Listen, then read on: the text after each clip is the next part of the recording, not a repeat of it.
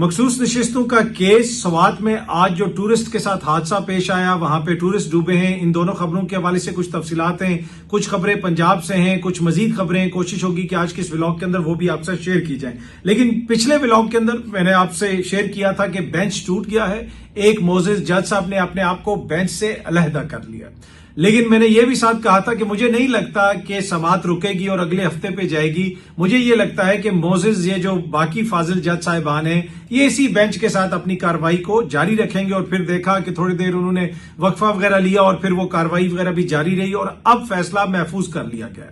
اس وقت خبر یہ آ رہی ہے کہ کسی وقت بھی وہ فیصلہ آ سکتا ہے۔ جب میں یہ ویڈیو بنا رہا ہوں تو میرے دوست کہہ رہے تھے کہ ویٹ کر لو، جو ٹیم کے دیگر دوست ہوتے ہیں وہ سارے مشورہ دے رہے تھے کہ بھائی تھوڑی دیر ویٹ کر لو، فیصلہ آنے دو، اس کے بعد ولاگ بنانا، نہیں تو ولاگ پرانا ہو جائے گا۔ میں نے کہا کہ جس طرح میں نے پہلے جب بینچ ٹوٹا تھا میں نے اس وقت بھی ولاگ بنا دیا تھا اور میں نے عرض کیا تھا کہ جناب آئین اور قانون کے مطابق مجھے یہ لگتا ہے کہ معزز عدالت کیس سنتی رہے گی اور معاملہ اگلے ہفتے پہ نہیں جائے گا، کیونکہ یہاں پہ تو کچھ صحافی ایسی باتیں کر رہے ہیں کہ اگلے ہفتے تو نشستیں کسی اور کو ملنے والی اور بہت کچھ ہونے والا ہے۔ پر اینی وے اب فیصلہ محفوظ ہے اور مجھے پتا ہے کہ عدالت سے تو فیصلہ آئین اور قانون کے مطابق آئے گا، تو ہمیں کیا ضرورت ہے انتظار کرنے کی، ہمیں کیا ضرورت ہے ویٹ کرنے کی کہ فیصلہ کیا آئے گا یا کیا نہیں آئے گا۔ جب فیصلہ آ جائے گا پھر اس پہ بات کر لیں گے، اس لیے کہ عدالتوں سے تو سارے فیصلے آئین اور قانون کے مطابق آتے ہیں۔ اب فیصلہ کیا آئے گا یہ مجھے تو نہیں پتا، لیکن معزز ایک صحافی ہیں حسن ایوب صاحب، انہوں نے ٹویٹر کے اوپر ایک فیصلہ شیئر کیا، یعنی اپنا فیصلہ، انہوں نے اپنے دل کا فیصلہ سنا دیا۔ جس طرح نواز شریف صاحب دلوں کے وزیر اعظم ہیں، اسی طریقے سے حسن ایوب صاحب جو ہے وہ ٹویٹر کے جو ہے ایک طرح سے بہت بڑے منصف ہیں اور لیگل دماغ ہیں۔ انہوں نے اپنی ایک رائے شیئر کی، ان کا حق ہے، سینئر صحافی ہیں۔ انہوں نے یہ کہا ہے کہ جی مخصوص نشستیں جو ہیں یہ جو سارا کیس ہے، ایک مخصوص نشست بھی تحریک انصاف اور سنی اتحاد کونسل کو نہیں ملے گی اور سپریم کورٹ الیکشن کمیشن کی نظر ثانی کی درخواست ضرور منظور کرے گی، کیونکہ مخصوص نشستوں سے متعلق سپریم کورٹ کا پہلا فیصلہ آئین پاکستان سے متصادم ہونے کی وجہ سے ردی ہے۔ تو یہ جناب شام تقریباً 5 بجے حسن ایوب صاحب نے یہ فیصلہ سنا دیا کہ ان کی نظر میں ان کو یہ لگتا ہے کہ فیصلہ ایسا ہوگا کہ نہ سنی اتحاد کونسل کو کوئی سیٹ ملے گی، نہ جو ہے پاکستان تحریک انصاف کو کوئی سیٹ ملے گی، کیونکہ پچھلا جو فیصلہ تھا، جو فل کورٹ کا فیصلہ تھا، وہ آئین پاکستان سے متصادم تھا۔ اچھا، آج عدالت کے اندر کافی دیکھا کچھ موقعوں کے اوپر ہیٹڈ آرگیومنٹس وغیرہ بھی ہوئے۔ ایک معزز جج صاحب نے کہا حامد خان صاحب کو کہ آپ نے قاضی فائز عیسیٰ صاحب کا نام کیوں لیا ہے، وہ میرے محسن ہیں، مینٹر ہیں، اس قسم کی وہاں پہ بات ہوئی، اور یہ معزز جج صاحب کا استحقاق ہے، وہ اس طرح کا ریمارک دے سکتے ہیں۔ اور حامد خان صاحب نے بھی آگے سے کچھ جوابات وغیرہ دیے۔ پھر حامد خان صاحب نے قاضی فائز عیسیٰ صاحب کے جو لندن کی پراپرٹیز کے کیس کا ذکر کیا تو وہاں پہ بھی مندوخیل صاحب نے ان کو روکا۔ اب ایشو یہ ہے کہ ایک دفعہ جنرل باجوہ صاحب جب ریٹائرڈ ہو گئے تھے، ایک پروگرام کے اندر بات ہو رہی تھی تو کسی نے مجھ سے کوسچن کیا، تو میں نے کہا کہ جب ایک شخص ریٹائرڈ ہو کے چلا جاتا ہے اس کے بعد پھر اس پہ بات کرنا مناسب نہیں ہے۔ جب وہ پاور میں تھے اس وقت ہم بات کرتے تو بات مناسب تھی، اور میں نے اس کے اوپر بات کرنا اس وقت مناسب نہیں سمجھا، اور میں نے کہا کہ جی بہت سارے لوگ جو پہلے ان کے گن گاتے تھے اب ان کے حوالے سے وہ مختلف باتیں کرتے ہیں۔ لیکن قاضی فائز عیسیٰ صاحب جب ریٹائرڈ ہونے والے تھے، اور اس وقت بھی میں نے کہا تھا کہ یہ وہ واحد شخصیت ہیں کہ ان کے جانے کے بعد بھی ان پہ بات کرنا بہت ضروری ہے۔ پاکستان کے اندر جمہوریت کو، پاکستان کے اندر آئین کو جتنا نقصان قاضی فائز عیسیٰ صاحب میری ناقص نظر میں پہنچا کے گئے ہیں اس کی کوئی نظیر نہیں ملتی۔ جو وہ عدلیہ کے ساتھ کر کے گئے ہیں، جو وہ جمہوریت کے ساتھ کر کے گئے ہیں، جو ان کا کالا فیصلہ تھا بلے والا، جس طریقے سے انہوں نے پاکستان کے جو ووٹرز ہیں ان سے ان کا رائٹ چھینا، اس لیے کہ کسی کو نہیں پتا تھا کہ جناب کون سا انتخابی نشان ہے، اور پھر انتخابات سے پہلے اس قسم کا فیصلہ، اور پھر اپنی عدالت میں انہوں نے ہر کسی کو بے توقیر کرنے کی کوشش کی، ہر کسی کی بےزتی کرنے کی کوشش کی۔ وہ کبھی اس کا ذکر کرتے تھے، کبھی اس کا ذکر کرتے تھے۔ تو آج قاضی فائز عیسیٰ صاحب کا ذکر ہونے کے اوپر میرا نہیں خیال کسی کو ناراض ہونا چاہیے۔ قاضی فائز عیسیٰ صاحب کا ذکر تو تا قیامت ہوتا رہے گا۔ پاکستان کی تاریخ میں جہاں پہ جسٹس منیر کا ذکر ہوگا وہاں پہ جسٹس قاضی فائز عیسیٰ صاحب کا بھی ذکر ہوگا۔ ہو سکتا ہے کہ بعد میں تاریخ ان کو درست ثابت کر دے، لیکن اس وقت جو تاریخ بتا رہی ہے، اس وقت جو تاریخ لکھی جا رہی ہے، قاضی فائز عیسیٰ صاحب کا جو فیصلہ تھا، قاضی صاحب کی ذات پہ کوئی تنقید نہیں ہے، ان کا جو وہ فیصلہ تھا، سنس وہ پبلک پراپرٹی ہے، وہ فیصلہ پاکستان کی عدلیہ کی تاریخ کا سیاہ ترین فیصلہ تھا۔ اس سے سیاہ ترین فیصلہ ہم نے نہیں دیکھا، ایون کہ مارشاء اللہ کے دور میں بھی یہ وہ کچھ नहीं होता रहा जो काजी फाइज ईसा साहब के दौर में अदलिया में हुआ, उससे पहले जो कुछ होता रहा। काजी फाइज ईसा तो इतने लाडले चीफ जस्टिस थे कि 3 महीने पहले उनका नाम अनाउंस कर दिया गया, लेकिन मंसूर अली शाह साहब का नाम अनाउंस नहीं किया गया। काजी फाइज ईसा साहब के दौर में जो एक फैसला आया, इलेक्शन कमीशन ने उसके ऊपर अमल दरामद नहीं किया। फिर अब आप देखें, मजेदार चीज देखें कि जिन लोगों ने अक्सरियती फैसला लिखा है उनको आईनी बेंच में उस तरह शामिल नहीं किया गया, लेकिन जिन्होंने उसको डिसेंट किया था उन तमाम मोअज़्ज़िज़ जज साहिबान को अब देख लें, वो बेंच के अंदर बैठे हुए और भी वहां पे काफी बातें वगैरह होती रही। अब जो भी फैसला आएगा, वंस जब फैसला आ जाएगा वो पब्लिक प्रॉपर्टी होगी, उसके ऊपर हम डिस्कशन कर लेंगे।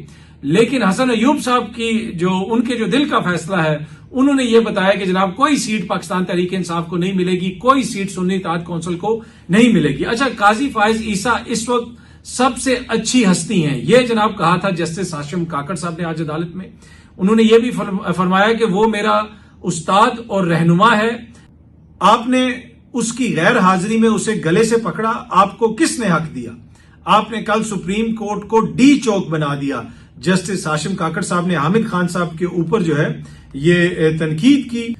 तो ये उसके बाद ये भी लगा, आज जिस तरह मैंने पिछले व्लॉग में भी जिक्र किया था कि हामिद खान साहब ने जो दलाइल दिए हैं वो बहुत सारे लोगों को नागवार गुजरे होंगे। उसमें उन्होंने बहुत सारे किरदारों का, बहुत सारी चीजों का अहाता किया और मेरे ख्याल में ये याद रखे जाएंगे ये दलाइल। इस वक्त जो मुल्क का सियासी माहौल है, शायद लोगों की ज्यादा तवज्जो हामिद खान साहब के दलाइल की तरफ नहीं थी, लेकिन वो जो बातें कर गए हैं वो आने वाले वक्तों में याद रखी जाएंगी। अब देखते हैं कि मोअज़्ज़िज़ अदालत इसके ऊपर क्या फैसला सुनाती है। हमने इंतजार नहीं किया फैसले का, क्योंकि जिस तरह जब ये सारा केस चल रहा था उस वक्त भी हमने ज्यादा कवरेज नहीं की थी। मैं आपसे बार बार यही कहता रहा हूं कि आइन और कानून के मुताबिक ही फैसला होगा, जो भी फैसला होगा मोअज़्ज़िज़ अदालत से। पर हमारे भाई हसन अयूब साहब जो सीनियर सहाफी हैं, उनका दिल का क्या फैसला है वो मैंने आपको सुना दिया। अच्छा, आज स्वात में कुछ सियाह डूब के वो एक वीडियो आई, वो खड़े हुए थे बेचारे काफी देर, कुछ लोग कह रहे हैं 2 घंटे, कुछ लोग कह रहे हैं 1.5 घंटा वो इंतजार करते रहे। वो पूरी फैमिली जो है डूब गई। कोई कह रहा है 17 लोग थे, कोई कह रहा है 19 लोग थे, उसमें से शायद किसी को बचा लिया गया। और उसके बाद आप एक आउटरेज देख रहे हैं, उसमें सीनियर सहाफी भी आउटरेज का इजहार कर रहे हैं, आम शहरी भी आउटरेज का इजहार कर रहे हैं। लेकिन हर इस तरह के साने के बाद, हर इस तरह के वाकये के बाद एक मॉरल पैनिक जो क्रिएट होता है, मैं उसके बाद बड़ी हम्बली रिक्वेस्ट करता हूं कि क्यों आप सब लोग इस चीज पे नाराज हो रहे हैं। आपने नहीं देखा कि हुक्मरानों के, मैंने पिछली वीडियो में आपको दिखाया था कि एक एमएनए जा रहा है और उसके साथ 20 गाड़ियां हैं प्रोटोकॉल की। अभी मैं इस्लामाबाद में एक जगह से ड्राइव करके आ रहा था, कोई साहब जा रहे थे, उनके आगे भी डाला था, पीछे भी डाला था, और वो सायरन बजाते हुए जा रहे थे। और जब मैं ये कहता हूं कि इन गाड़ियों के अंदर आपके बच्चों का खून जलता है, तो उसका एक रीजन है। ये जो बच्चे आज वहां पे हमारे मारे गए हैं, वो जो सियाह जो मारे गए, वो इसलिए नहीं मारे गए कि जनाब वो उधर कोई सहूलत नहीं थी। भाई वो इसलिए मारे गए हैं कि क्योंकि यहां पे हुक्मरान और जो हुक्मरान अशराफिया है, सिर्फ उनके हकूक का तहफ़्फ़ुज़ हो सकता है। जब तक वो प्रोटोकॉल में फिरते रहेंगे, आपके बच्चे इसी तरह डूबते रहेंगे। आप क्यों फिर उसके ऊपर बड़ी नाराजगी का इजहार करते हो? और मुझे हैरत उन सहाफियों पे होती है, उन दानिश्वरों पे होती है जो इस तरह के किसी भी वाकये के बाद एकदम से मॉरल पैनिक का हिस्सा बन जाते हैं। भाई तुम्हें नजर नहीं आ रहा, आम आवाम ये बात करे तो वो तो समझ आती है, तुम्हें नजर नहीं आ रहा कि यहां पे हुक्मरान अशराफिया क्या करती है? जिस मुल्क के अंदर लोग खुदकुशियां कर रहे हो, जिस मुल्क के अंदर लोगों के पास बिजली के बिल देने के लिए पैसे ना हो, 2 वक्त की रोटी खाने के लिए पैसे ना हो, वर्ल्ड बैंक कह रहा हो कि आपके मुल्क की आधी आबादी 45% आबादी गुर्बत की शरह से नीचे चली गई है।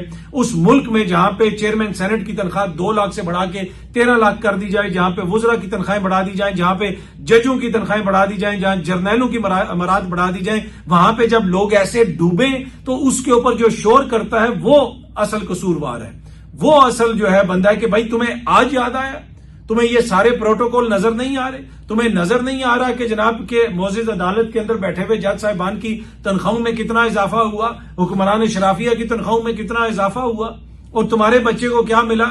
जिस वक्त तुम्हारा बच्चा डूबता है उस वक्त तुम्हें याद आ जाता है ये जो प्रोटोकॉल की गाड़ियां, ये जो जहाज उड़ते हैं पंजाब से और स्विट्जरलैंड चले जाते हैं छोटी छोटी सर्जरियां करवाने, सरकारी जहाज, इनमें तुम्हारे बच्चों का खून जलता है।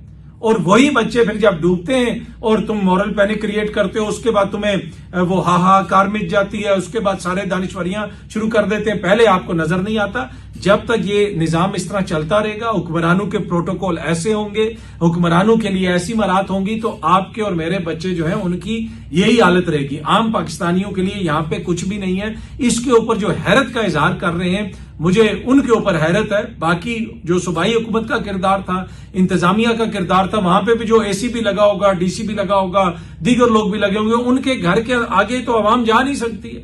4-5 تو پولیس والے کھڑے ہوں گے۔ یہ تو حکمران طبقہ ہے کہ اتنے بڑے گھر، جناب آپ نے کبھی دیکھا کہ یہ لندن کے ڈی سی کا گھر ہے، یہ میڈرڈ کے اے سی کا گھر ہے؟ جب تک یہ سسٹم یہاں پہ رہے گا، آپ کے بچے ایسے ہی مرتے رہیں گے، آپ کے لوگ ایسے ہی مرتے رہیں گے۔ اور دوسری بات یہ ہے کہ آپ کہتے ہیں پوری دنیا سے ہم ٹوریزم کو یہاں پہ لے کے آئیں گے۔ آج ٹورسٹ وہاں پہ بےچارے جو ان کے ساتھ ہوا، کسی نے کوئی ان کو ایڈوائس نہیں دی، کسی نے ان کو کوئی بتایا نہیں۔ یہاں پہ کون سی سہولت ہے؟ جو جاتا ہے، کوئی نارائن کا خان جاتا ہے، وہ راستے میں ذلیل ہوتا ہے، کوئی مری جاتا ہے، وہ راستے میں ذلیل ہوتا ہے، کبھی برفوں میں پھنس کے لوگ مر جاتے ہیں۔ خدارا آپ اپنی فیملیز کو محفوظ رکھیں۔ ان جگہوں پہ آپ نے جانا ہے تو ضرور جائیں، پر آپ سوچ سمجھ کے جائیں، اپنے مدد آپ کے تحت جائیں، خود کوئی تحقیق کر کے جائیں۔ یہ امید نہ رکھیں کہ خیبر پختونخوا کی حکومت یا پنجاب کی حکومت یا وفاق کی حکومت آپ کا کوئی خیال رکھے گی۔ اب پی ڈی ایم اے جو صوبائی نیشنل ڈیزاسٹر مینجمنٹ ہے، ان کا کتنا فنڈ ہے، اور پھر آپ کا این ڈی ایم اے بھی ہے، اس کے کتنے فنڈ ہیں؟ اس افسر کو وہاں تعیناتی ہوگی، اس کو یہ مراد مل رہی ہیں، ادھر سے بھی تنخواہ مل رہی ہے، ادھر سے بھی تنخواہ مل رہی ہے، عام عوام کو کیا مل رہا ہے؟ پھر آپ یہ دیکھیں، حکومت پاکستان نے اس کے اوپر ٹویٹ بھی کیا ہے، جو آفیشیل ٹویٹر اکاؤنٹ ہے حکومت پاکستان کا، یہ سامنے آپ کو دیکھ سکتے ہیں۔ اس میں انہوں نے لکھا ہے کہ وزیر اعظم محمد شہباز شریف کا دریائے سوات میں خواجہ خیلہ کے مقام پر سیلابی ریلے میں سیاح کی اموات پر گہرے دکھ اور رنج کا اظہار، وزیر اعظم کی جاں بحق ہونے والے افراد کی مغفرت اور ان کے اہل خانہ کے لیے صبر کی دعا۔ وزیر اعظم کی سوات میں سیلابی ریلے کے نتیجے میں پھنسے ہوئے سیاحوں کو ریسکیو کرنے پر این ڈی ایم اے انتظامیہ اور ریسکیو حکام کی پذیرائی۔ اور بھائی کوئی ذرا برابر بھی آپ کے اندر کوئی لاجک ہے؟ میں اور کیا کہوں؟ اور 19 بندے یا 17 بندے یا اتنے بندے وہاں پہ ڈوب کے مر گئے اور ہم ان کی پذیرائی کر رہے ہیں۔ کیا انہوں نے کیا؟ کیا انہوں نے پہلے وارننگ نہیں دینی تھی؟ کیا انہوں نے پہلے نہیں بتانا تھا کہ بھائی ایسا کرو گے تو یہ یہاں پہ یہ حادثہ ہو سکتا ہے؟ ان سب کو تو اس وقت معطل کرنے کی ضرورت ہے۔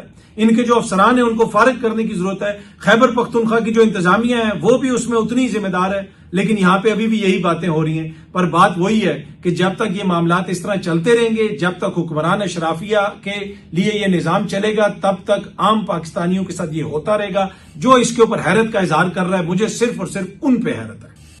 اچھا جی، جنید اکبر صاحب نے کہا ہے کہ اگر ہم نے اینٹی اسٹیبلشمنٹ بیانیہ بنانا ہے تو بیرسٹر سیف کو رکھ کے تو نہیں بن سکتا۔ یہ باقاعدہ انہوں نے حامد میر صاحب کے پروگرام میں کہا۔ انہوں نے کہا کہ ایک طرف ہمیں اینٹی اسٹیبلشمنٹ ووٹ ملا ہے اور دوسری طرف بیرسٹر سیف صاحب جو ہیں وہ ہمارے اسپوکس پرسن ہیں، ایسا تو نہیں ہو سکتا۔ پنجاب کی اسمبلی کے اندر آج ہاتھا پائی وغیرہ ہوئی ہے مریم نواز کی تقریر کے دوران، کافی وہاں سے اس قسم کے سینز آ رہے ہیں اور وہ ہم دیکھ رہے تھے کہ لوگ ایک دوسرے سے گتم گتھا بھی ہوئے۔ پر لیٹس ہوپ کہ اس بجٹ کے نتیجے میں پنجاب کے اندر جو دودھ اور شہد کی نہریں بہنی ہیں وہ جلدی بہنا شروع ہو جائیں گی۔ یہ اب تک کی تھوڑی سی تفصیلات تھیں، بہت جلدی آپ سب دوستوں سے دوبارہ ملاقات ہوگی۔ Thank you very much.